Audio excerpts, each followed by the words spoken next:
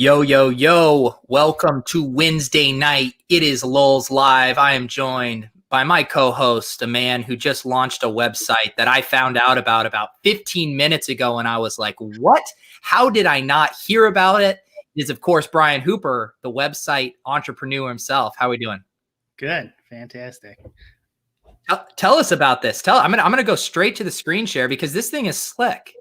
You haven't heard? It's not really a website. Like, I'm just doing it. It's in fact a website, Brian. I typed in a URL. I got sick of looking at my Twitter feed, and it's just like table screenshots over and over again, and then the occasional joke. So it's a lot easier to just throw it up on here. And then after I did that, I was like, I have a lot of stuff too that I've like built over the years that I don't even use. And I'm like, maybe I'll add that on there. I don't know what I'm going to do, but you'll notice like I screwed up already. I uploaded the NBA props a couple days ago in the NFL tab. Oh, I didn't know how to delete it. I have to upload a new NFL one. Oh no, this rollout has been an absolute disaster. The NBA and the PGA should be updated. Yeah, we got PGA. No, this is slick here. This is slick. Is this your sortable? Is this DFS ownership? This is DFS ownership. Yeah, I'm gonna put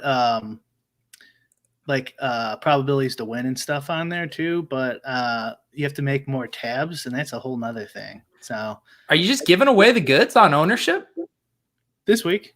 Wow, yeah, look at you feeling generous. Yeah, I mean, I don't know.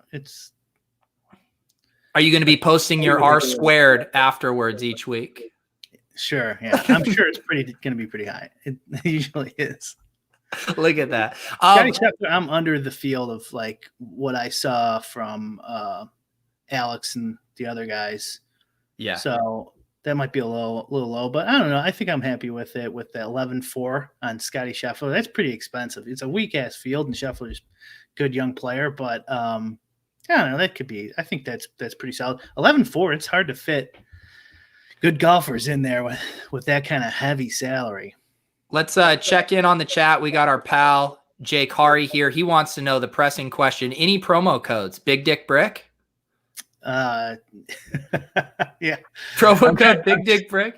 I'm trying to think of Jake's promo code, but I haven't seen his show in a while. But I think he has one for Austin. I should just steal it. We got Jamal over in the YouTube chat. What's up, boys? Brian BLZ says, Brian, congratulations on the site. Just signed up for the platinum package. Can't wait for Pete's weekly Core Plays article. That's right. That will come every week as part of the premium platinum package.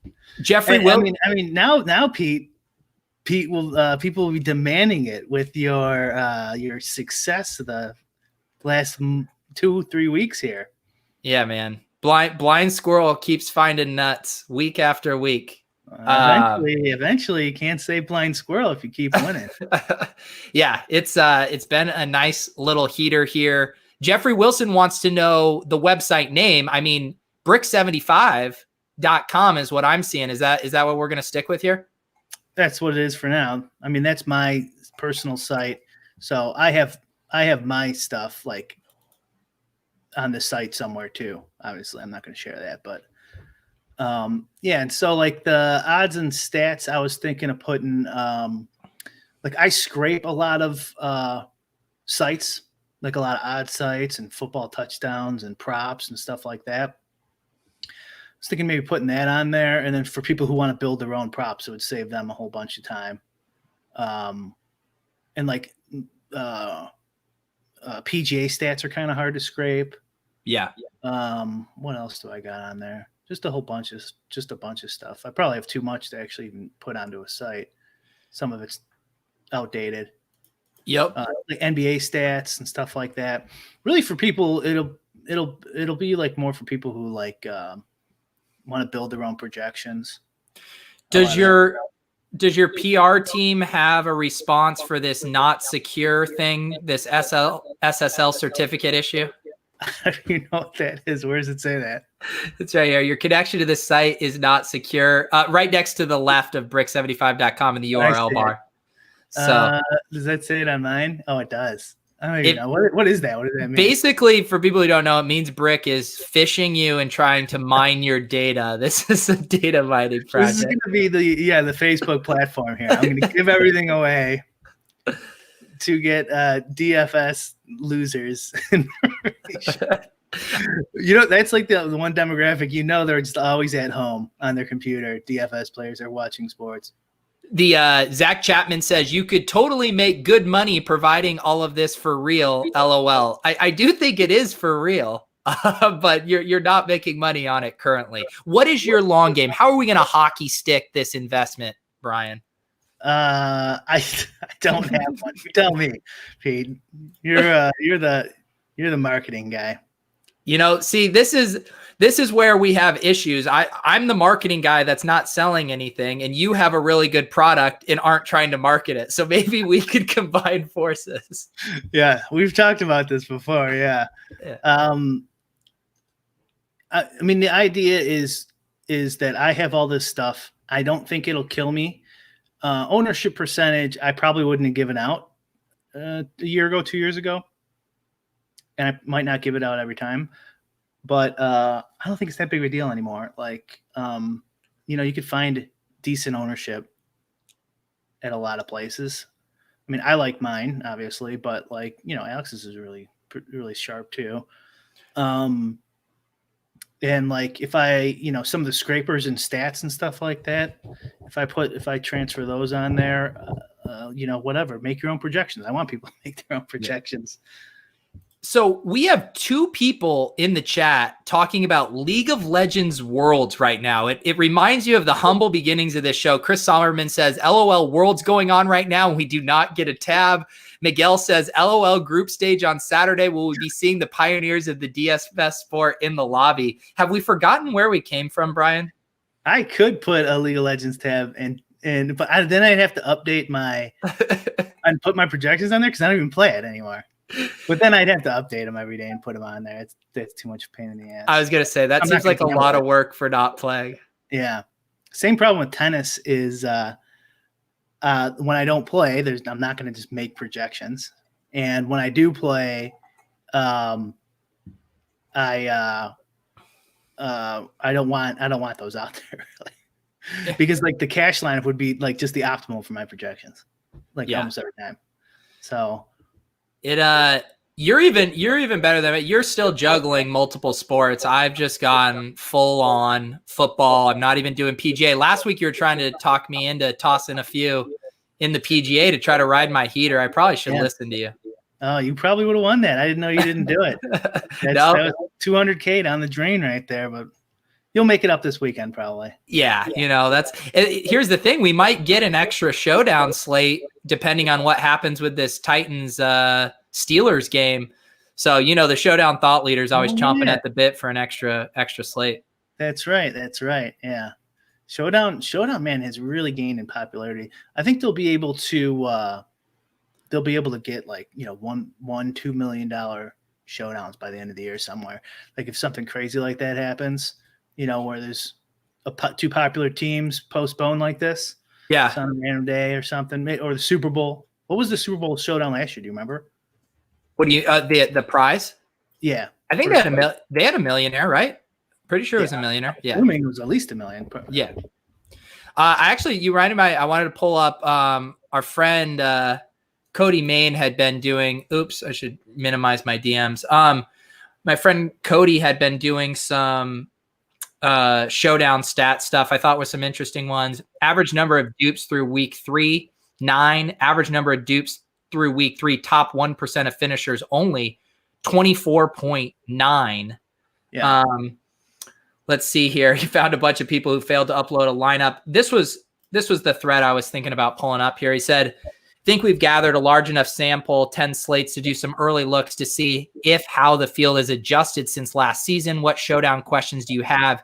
Captain selection, ownership, roster construction, duplicates. We got Drewby over here wanting to know about duplicates, the ownership differences between low versus high stakes, kind of stacking. I agree with his point that the slate dynamics are probably too unique to make decisions on how the field has been using captain. Have you kind of piggybacking off of this? Are there any new things related to Showdown strategy you've been thinking about? Yeah, a little bit. But to comment on this really quick, that seems wrong to me. I don't know where it was where it showed 9 dupes for the not top 1% and 24 for the top. Okay, top 1% finishers. Okay, all right. Yeah, that is. That could be right. And what finishers versus just top 1% in general? Top 1%. So like let's say 1%, the top 1% in a tournament is like 100 people. Yeah. It's the average of the dupes for all those people. I'm guessing that's what he's doing here. Gotcha. And that makes sense to me because there was a lot of like that. God, I can't think of his name. Alan's. Lazard. Oh no, Al Smizzle. Yeah. Smizzle. Like he just plays chalk, and I think he's like taken first a couple times, and he splits with 1 million people, but makes a little bit of money. Yeah. And so like when that happens, the dupes are going to be enormous for the top 1%. So like I wouldn't look at it this way. Like I would look at it like from the best players, how many dupes they're duping. This is he's posting all the people that didn't upload lineups. I actually almost had this on Sunday night because I had the nice score from the main slate. And I got off at like 8 and I had 15 minutes. I hadn't done my Showdown stuff. And I was like, I was feeling pretty good. I had won $10,000, but I was like, I still don't want to eat this $200 in entry fees. So I was scrambling to get lineups made. I wonder if these people are in the same boat as me. But circling back, is there anything else that with Showdown that you've been thinking about that you feel comfortable sharing? Sure. The those I think those entries with nobody though had to be like either reserved with nothing or a freebie with nothing in there. So like they just didn't enter a lineup. Yeah. Right. Showdown. I've been debating how many non-correlated captain players to put in a lineup. So for example, like a 5-1 or a 4-2, do you allow that the one, so like a reverse 5-1, a 1-5, where the one player is from one team and 5 players are from the other team and they're not in the captain slot? Right. Do you allow any of that? Because that won a couple weeks ago, right? Yeah. Which slate was that? I don't know. Yeah, they're all a blur. Drewby mentioned it, but he tweets enough where it would take too long to look through his info. But he said that's happened like once in his entire database. The Jag slate. Yeah, it was Jag slate. James Robinson, captain. Right. And then it did Robinson our lineup too. We just didn't have any captain. Yeah, we actually have a little pressure here for our Thursday night Showdown build because we've been like pretty spot on with our overall construction and players. Yeah, if we didn't get cute with Chenault, I felt like we had to, but I was pressuring you, so it was really more my fault. And that goes against we're going to win from now on too. So so obviously that lineup that was the 5-1 with Robinson at captain that also included Miami Dolphins defense, I believe, as one of the 4. Did it?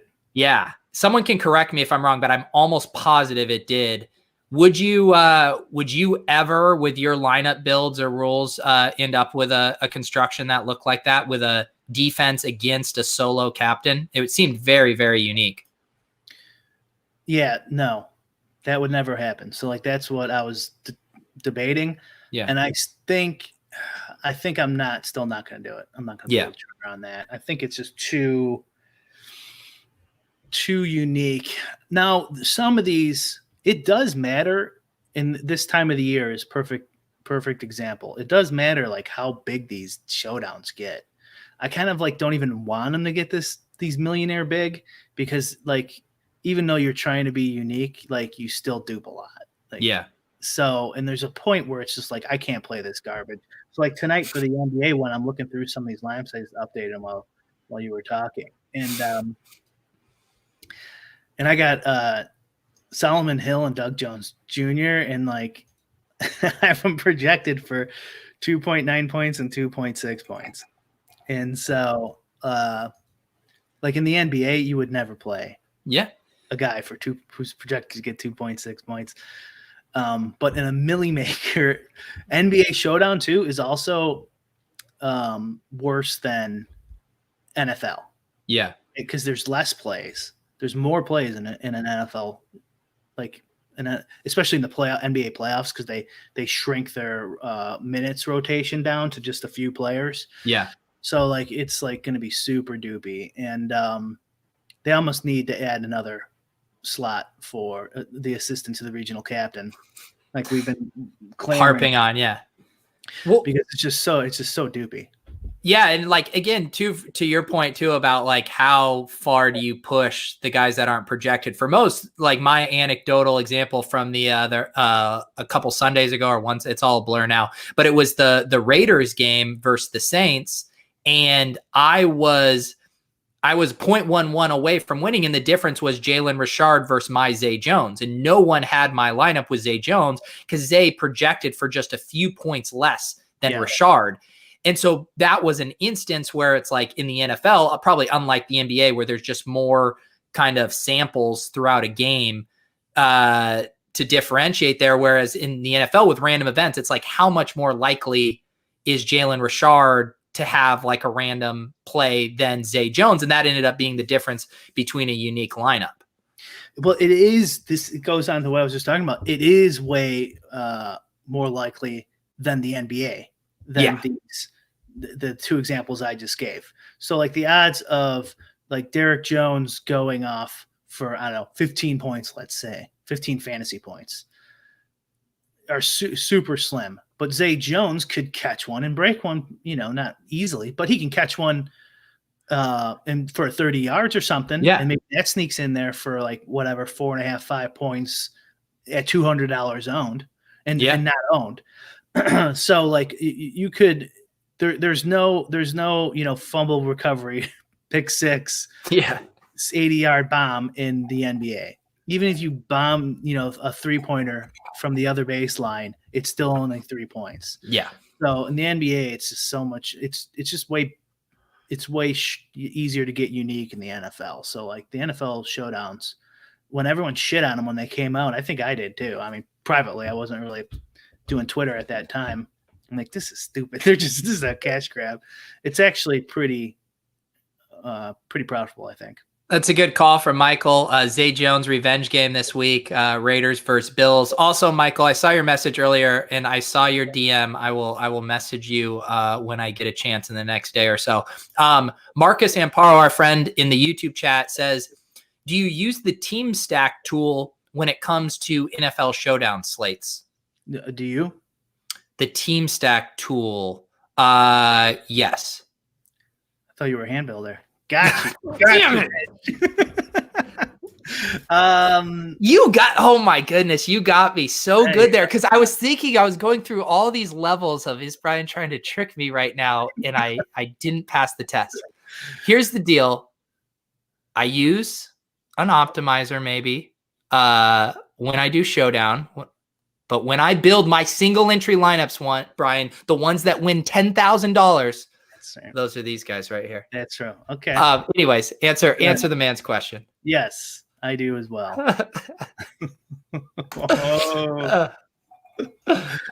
Oh, this is big news. Yeah, I that's exactly what I do. Yeah, I use the stack and just in Showdown, not in regular classic format. Yeah, I don't use the stack, but yeah. How is your I haven't been MMEing at all on main slate. Have you been firing at the Millie Maker with 150 max? Or are you doing different selection? Yeah. Unfortunately, I always after each Millie Maker, I'm like, why am I doing this? And I still fucking do it every year after year. And my exposures were pretty good again. Yeah. Actually, week one was really good. This last week was pretty good. It was just the combinations that just didn't match up.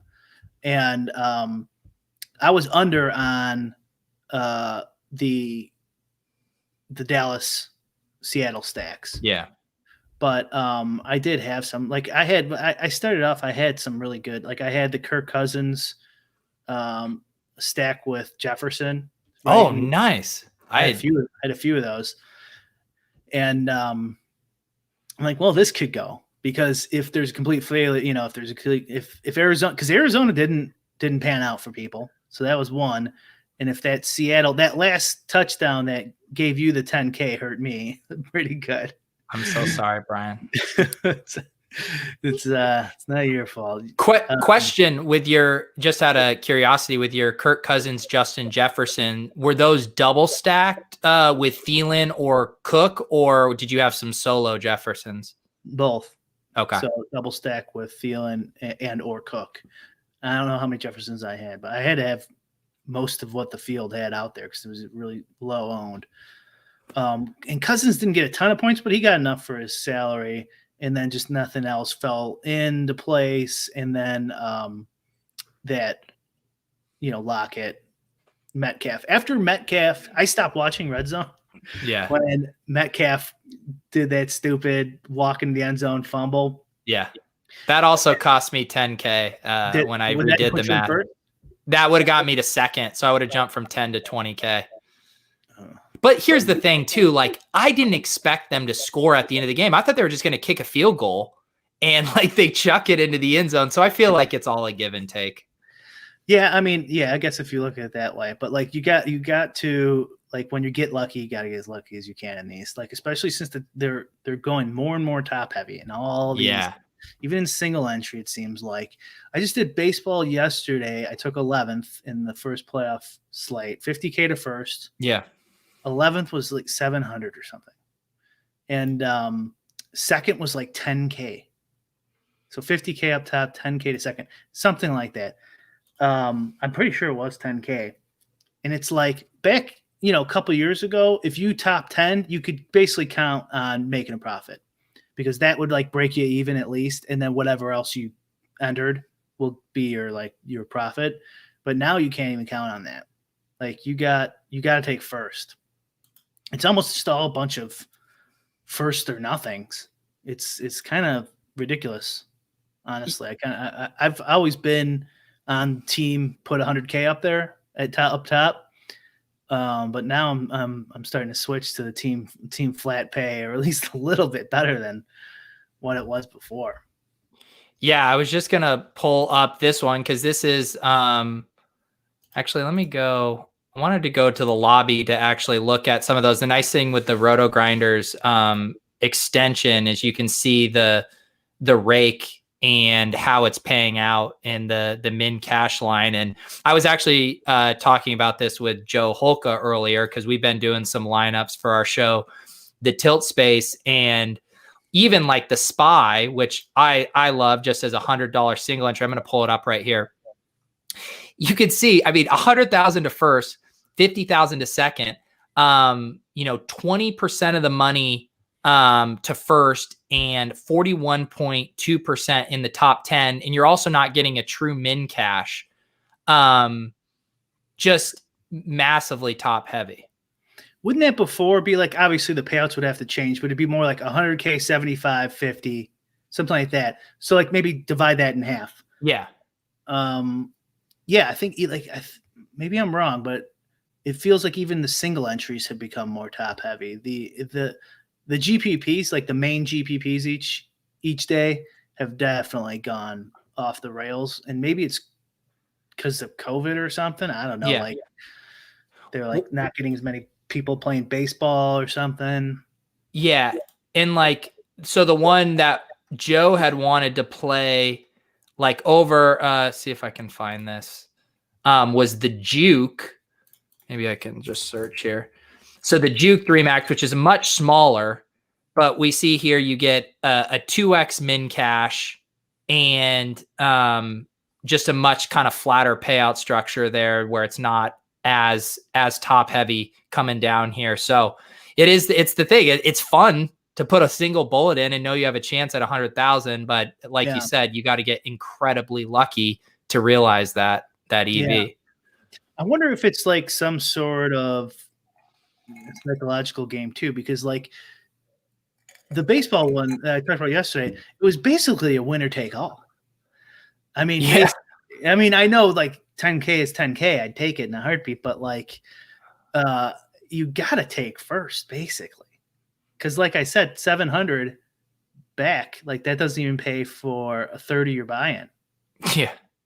I think the buy-in was over 2,100. So it's like, you're basically playing winner take all. But like I'm like the psychological aspect of it is like if they did change these to winner take all, they would like people would go insane.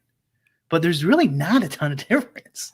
I see what you're for people who are max entering them for sure. Yeah, people would be like, "Oh, I'm not going to max enter now." Yeah. But like I mean, granted, you're it's not that bad. You're going to get money back, but it's not that much off. Well, what was well, now this is what people have been talking about too. I saw a discussion going on for this Mega Millionaire. First off, are you gonna dabble? I don't know. I think actually I might get a VIP offer for that. We'll see. There you go. All right. Maybe I will. Hey, maybe you want to swap ideas here, get a little of this hand build magic for that entry there? You want to split the entry fee? I mean, well, but let's talk about it though, because people were talking. This is the same thing. I mean, this is the definition of a shot taking tournament, right? Where it's like I only have to beat out 631 people for a chance at $1 million. That doesn't happen too much. That exists. I think this payout structure is exactly what that MLB one was yesterday. Really? Yeah. I think so. 50K, and then second place was 10K. Is that? Would that math add up? I think it might. Up to if you multiply it, wouldn't that be the same thing? I'm gonna have to rely on you for this. Yeah, I think so. Yeah. So yeah, it's It's basically like a winner take all.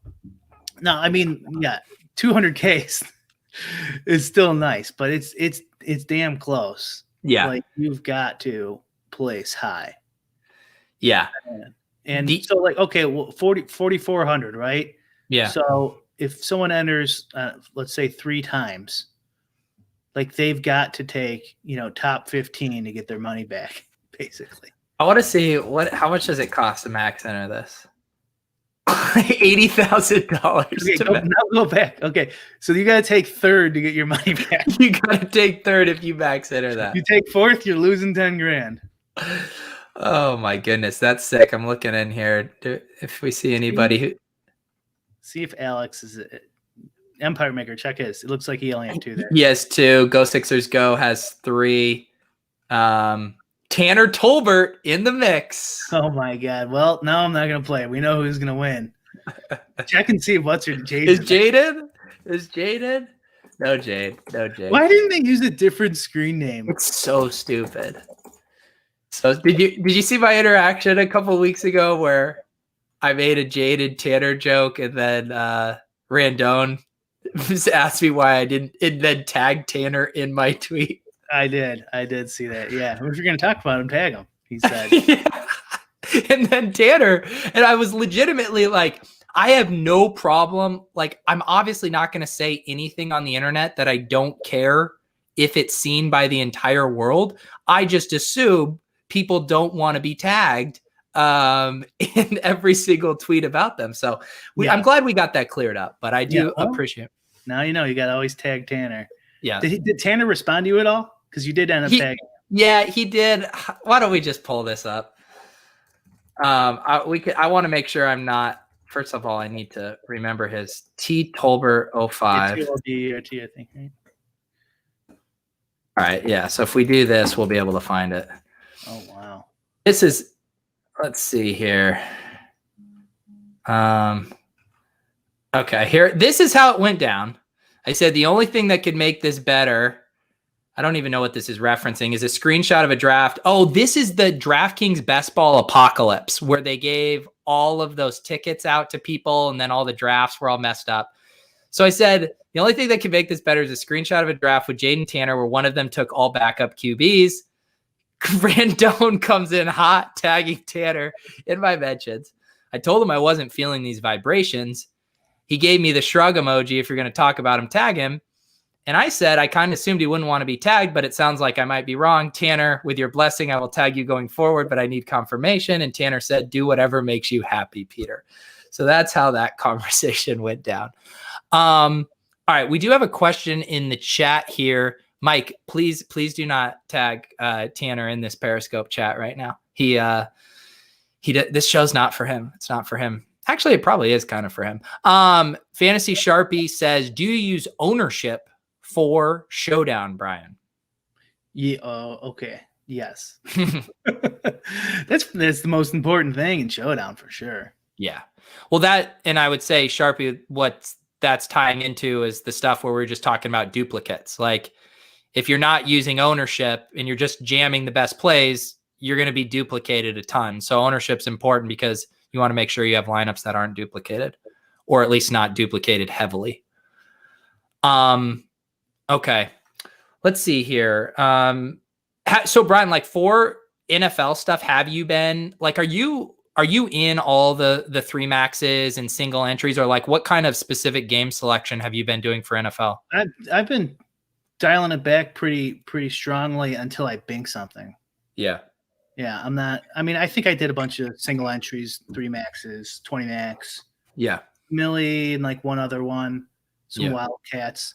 So a little ridiculous, but not nearly as much as I normally do in football. Yeah. Until I hit something, and then I'll start going. I really changed my model and everything this year too. So, I don't know. I feel like it's right, but I'm not entirely positive. So I'm not going too insane. And then cash games are going fairly decently. So nice. I don't know why on these like smaller sites I do so well. Like Super Draft, I was in first until that last Metcalf touchdown. I took second. But Super Draft and Fantasy Draft, RIP, and Yahoo always seem to be generous to me, especially like the cash games and stuff like that. I need to shift around some of my winnings and make more of a run at Yahoo. It seems like it's nice over there, especially for hand builders like yourself. Yeah, they make it a pain in the ass to do anything, so you kind of do a lot by hand. Oh, but just because the CSV upload stuff is pain in the ass. Entering tournaments, it freezes constantly. I wonder if that happens to anyone else. Like, because I just go and enter everything, and you have to click each time. So like click, and it freezes. You get like 20 entries, freezes. I go do something else, come back, reload it, click. It takes me like 3 days to enter everything in the Yahoo football. Yeah. So Jake, it sounds like you're not the only one. Jake says it kicks me off the site every time. It doesn't do that to me unless that's what you're considering kicking you off the site. Like mine just freezes. So like if I refresh it, it goes like to a blank screen, or it says like we're experiencing technical difficulties. I would guess this conspiracy theory a little bit, but I would guess they are doing it on purpose because they don't want we already talked about that, Wig. They don't want I don't think they want pro players. I don't think they want max enter guys. I think they want to be more recreational based, like Bovada or something. Your experience is resonating. Miguel over in the YouTube chat says I get locked out for a couple of minutes all of the time. So it sounds like it's their entire interface is given everyone fits. Yeah. Even look at that. I mean, they're not optimizer friendly, and then they're also making it not a great experience for the hand builders either. I mean, this is a tough scene. Yeah, but if you enter just a couple things, you're fine. Yeah, you won't experience any problems.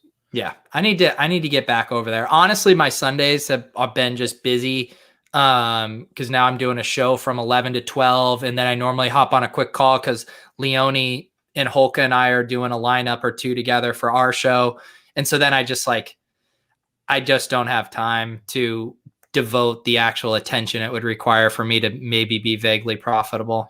So you do 11 to 12 Eastern. So like you end an hour before locks. And then we do I'm probably on a call for like a half hour after that. So I maybe have like 30 more minutes that And then even then, I'm going through some of my dumb season long lineups to make sure that those sit stuff is okay. And so then the time just evaporates. Oh, the season long stuff. Ugh. How's your one home league going? I almost forget every week, and I pick up no players.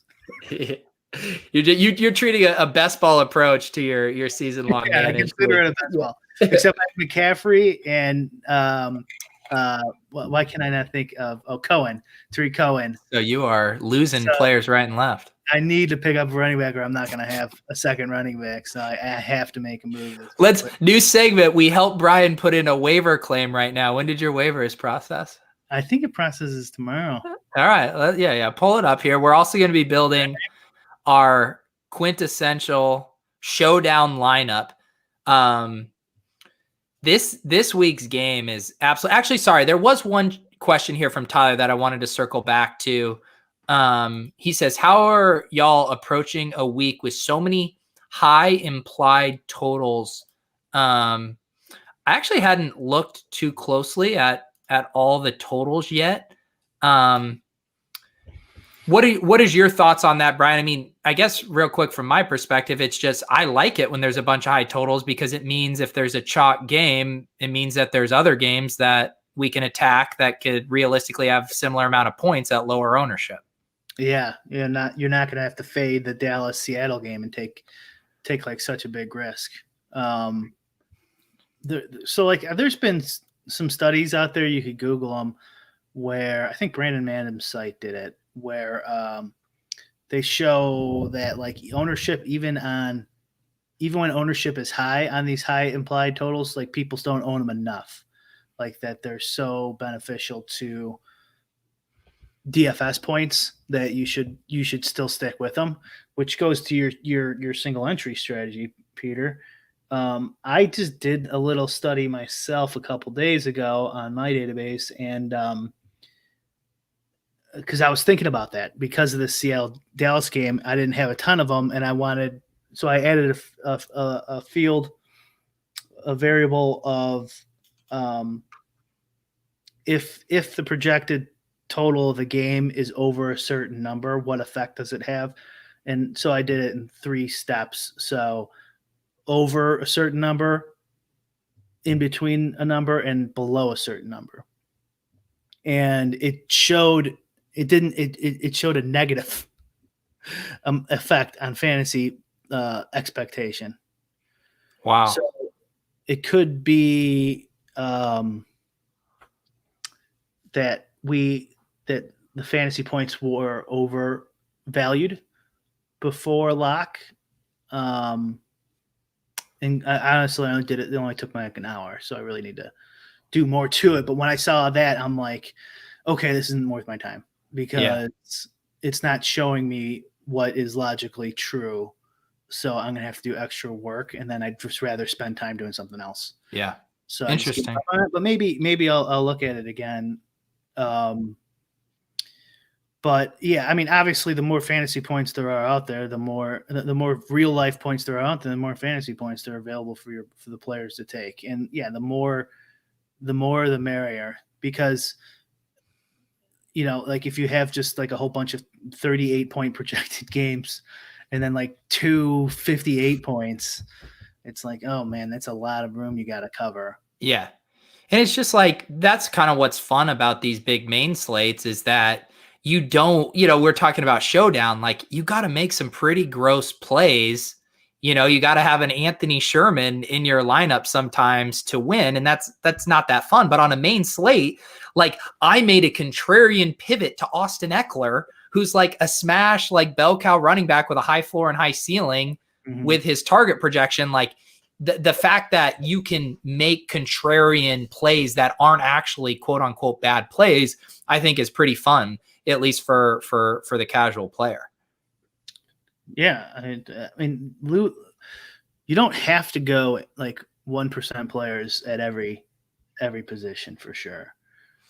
We talked about this last week or maybe 2 weeks ago. We went over that one Millie Maker. There's not a ton of dupes. Like, you still can dupe in the Millie Maker for sure, but it's not as bad as like these other sports we've been playing. Not nearly as bad. So Yeah. you don't have to worry about it. But there's more positive things about using ownership than just not duping. Right? We've talked about it before. I made a video on it. Yeah. Like, the less amount of people who own your side of the coin, the better your expected value. So you do want less people. It's just a combination of what's out there, what's available, what chances are they going to be in the optimal lineup, et cetera. Yeah. All right. Before we build our showdown lineup, tell me the best running backs available on your waiver wire. We'll put in it. Do you do a bidding, blind bidding, or is it just like a waiver order? No, this league is so old. They've never even heard of a blind bid. I'm second, so I pretty much should be able to get whoever. Yeah. It's on ESPN. So let's see here. Should I share this or no? You can. All right, let me share it. This is the range that this show has. We go from Showdown to main slate to Brian's hometown ESPN league. All right, there. Can you see my? Yeah, here we go. All right, let's go. You said running backs is what you need, right? Oh, yeah. Myles Gaskin. That's our guy. This is our guy right here. Myles Gaskin's the guy, man. He's like a bell cow back. And Tyreek's gone. He's gone. Look at you got LaVisca on here. That's what I like to say. Yeah, he was my last pick.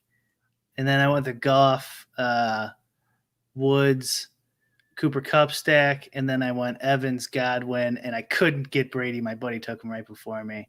I went with the full double stack. Look at you, just double stacking in the whole league. See, even Jamal in the chat is excited about the Gaskin pickup. Yeah, that's a smash. How is he still in your league after 3 weeks of crushing?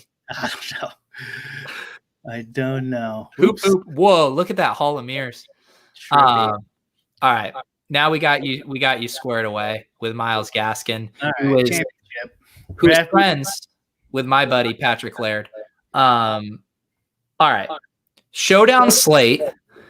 We haven't in our lineups been messing around too much with kickers and defense. Maybe a little kickers we've had, but no defenses. I mean, how do you think about these? Are more like the Thursday night games we're used to, right? Like just the super gross games. Our defense is in play for us here. Why do they do that? Why do they do this with the Thursday night throwaway games?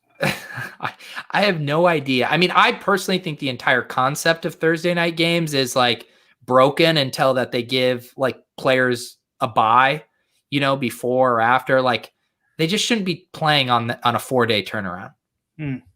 Okay. Caring man. Yeah, you are just it's a gladiator sport. Brian just wants to throw them out there every day for all he cares. I think people should assess their own risk in life, my friend. Let's see here.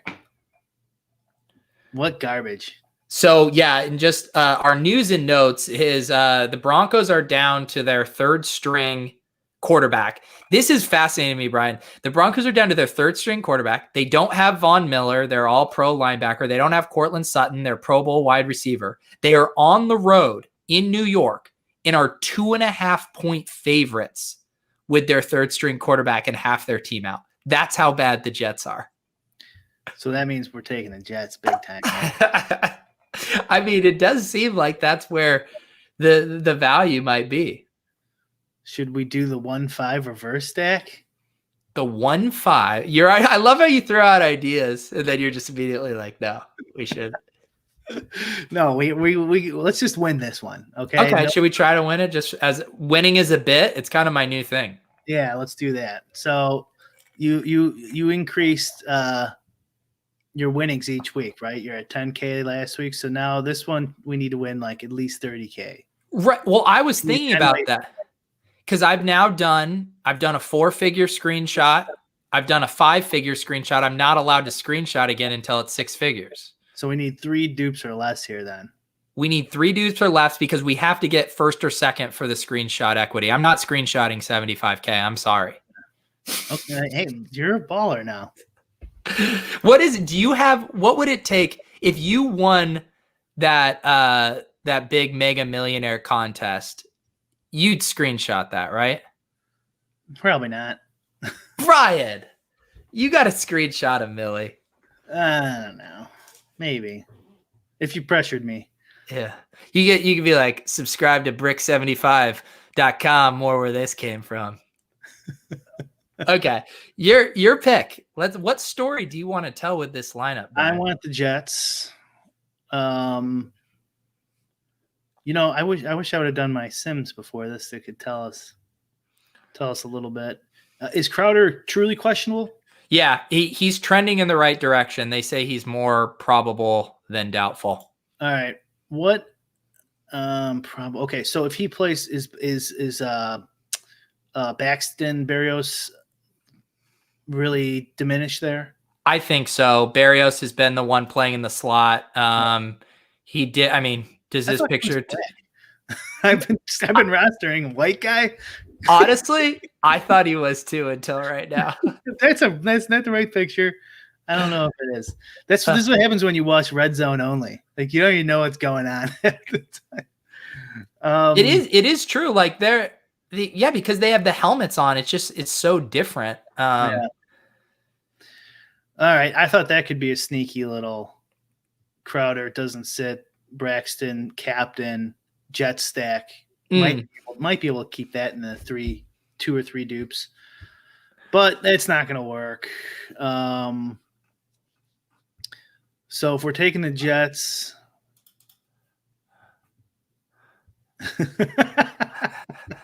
that's a really funny rule grouping. Max won. Yeah, I mean, this game is so gross for like the guys to me that have like the true. I mean, Perriman, I don't even think is going to be. Yeah, he's out. Like the guys that have the true ceiling to me are like Noah Fant and Jerry Jeudy. Yeah, I know, but I think we should go Jet stack. Okay, then I guess we got to go Darnold then, huh? As the captain. Yeah. Yeah. What do you think? I think. I mean, we could captain Crowder. I mean, he is questionable. Okay, let's just stick Crowder in there for now. Okay, which means we're definitely going to play Darnold, right? Definitely going to play Darnold, Crowder, and then we want. Let's go with at least 4-2. Yeah. I mean, I like a 5-1 as well, like just a Jets route. Would you? I almost feel like in this, should we include the defense? I mean, third string quarterback. Yeah, that's definitely a possibility. Let's see. So Crowder, Darnold. So now that we don't have Darnold and captain, it's kind of tough to take another wide receiver. I mean, if we do play the defense, we probably need one of the running backs.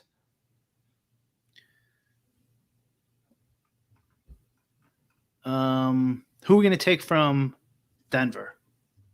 So, I mean, I would if Gordon is going to be the chalk and we're projecting like a massive just Jets win, then I think we should play Fant or Jeudy. Yeah, definitely. Okay. Do you have a preference? Yeah, let's do. We can save some money with Jeudy. Wow, someone is spamming your chat right now. Breaking news, Doc Rivers signs deal with Pelicans. As I'm reporting, the deal is 6 years, including $20 million, with a bonus reported by Adrian Wojnarowski. Thank you, Isaiah Rodriguez. Yeah. Appreciate the 4 messages on that. So, wow, multiple people in both chats, Periscope and YouTube, tossing out KJ Hamler as an option here for the Broncos. Well, then if we do that, we could get rid of Jeudy because we're not going to play 2 wideouts and then not roll it back with Rippon. True. I mean, that is, I don't know. I don't like the 3-3. I don't like the 3-3 either. Yeah, let's stick with the story of Jets win and just some gross 20-3. Yeah. So we need a running back for the Jets, right? I mean, yeah, they don't have much. So basically what's going on is Frank Gore's getting all of the carries, and then Balaj actually had 4 catches last week, I want to say. Yeah, 5 receptions for 5 targets, although that was more of a negative game script. Honestly, if we are projecting a route, we probably need Frank Gore because he's going to get all the early down carries. Ugh. Yeah. What happened to Chris Herndon? Dude, that's a great question. His usage has been fine. I guess by fine, I'm having a pretty low bar. I mean, that's not that bad. 10 catches in 3 games. He's just not going anywhere, and he fumbled the ball. No. So if you play Herndon, then you can really. I mean, what if we? Do you think this line? Yeah. What do you think? I mean, we could do the kicker. The Jets kicker. Mm-hmm. I don't even know who it is. Ficken. Sam Ficken. Ficken didn't get a single attempt. Throw Ficken in, see what that looks like. 5,500. We could do that, right? Yeah, Adam Gase happened to Herndon. Yeah, everything Adam Gase touches turns to shit. Former Bears OC. What do you think? This probably isn't duped. Yeah, I don't know why you would build this lineup. Oh my goodness. Everyone hates it. That's the point. We have to build a lineup that 98% of you hate. Otherwise it's duplicated. Yeah. And no, but we're taking this more seriously now that you're a winning player.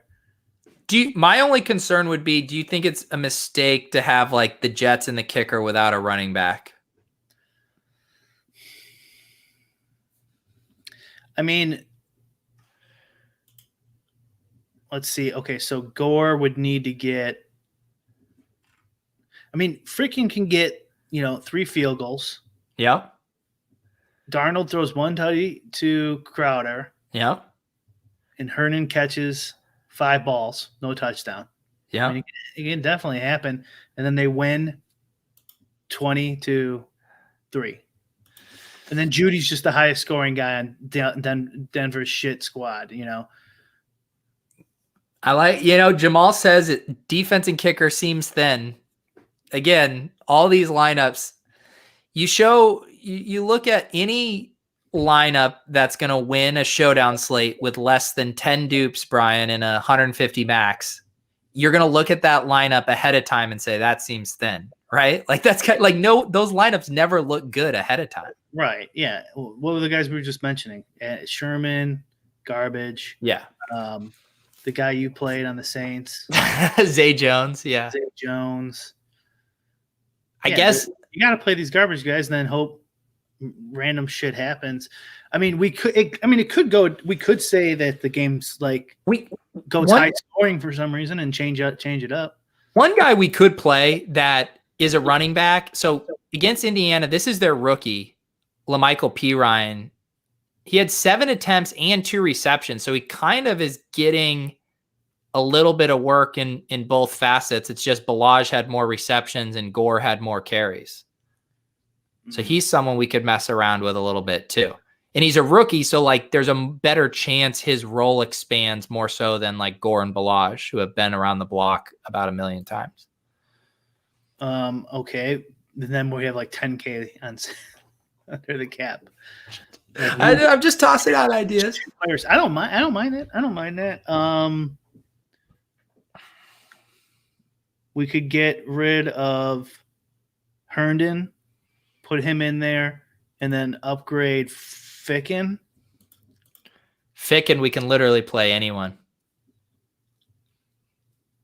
This game is so gross. We are struggling to use our even like much of our game. Dude, because if you put Barrios in there, or maybe you could put Gore in there, and then you have that double running back combo that nobody plays. Now we're 7K under. This is so gross. Like the past few weeks when we built these, it's been like pretty fun. Even our Jags Dolphins one was fun to build. Chiefs was fun to build. This is just so disgusting.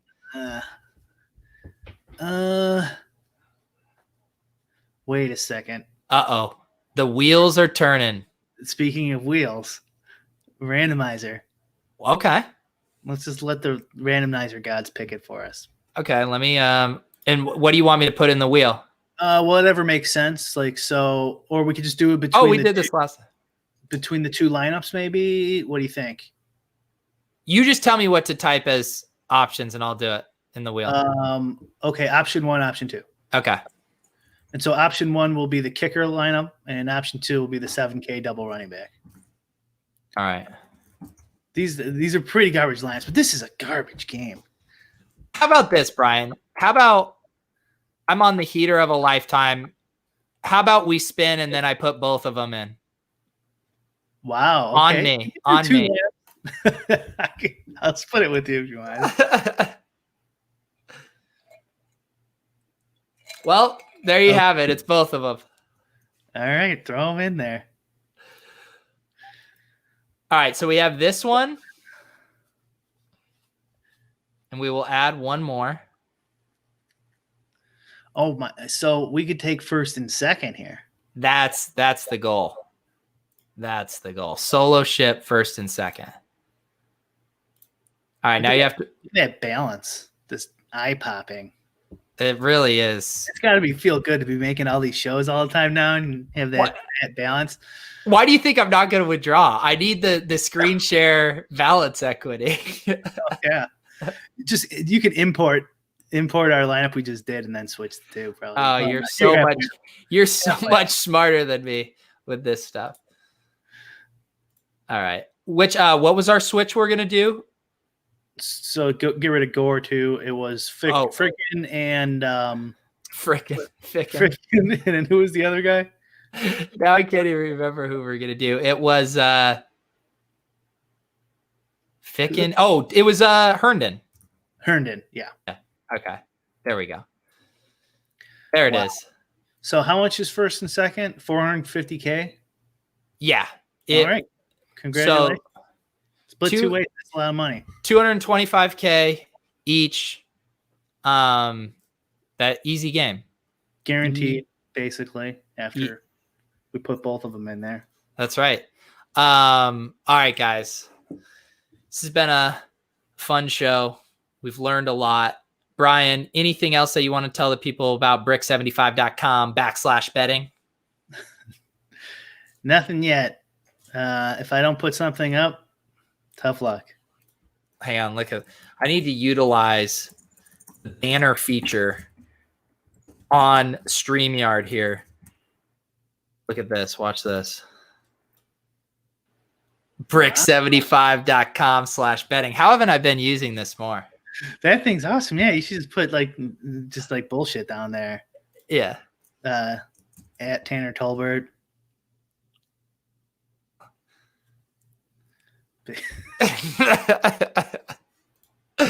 Yeah, this is I love it. I'm actually I have to get StreamYard because I still have Zoom. StreamYard seems so much better.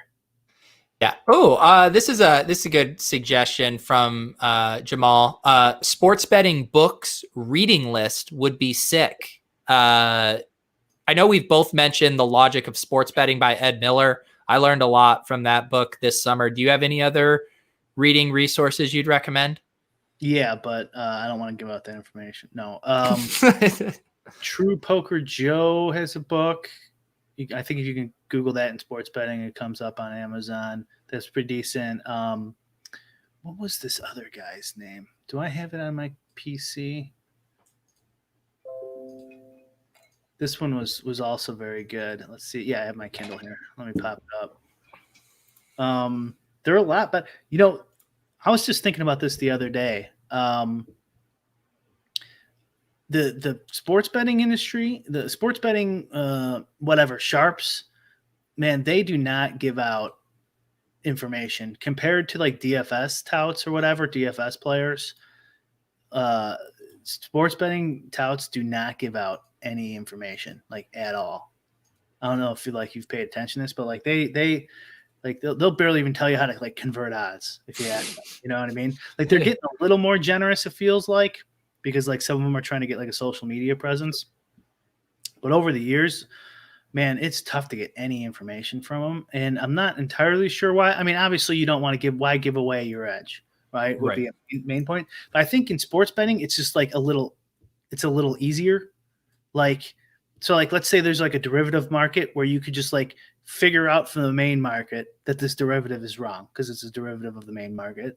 Like, if someone tells you to look for these, just look at this.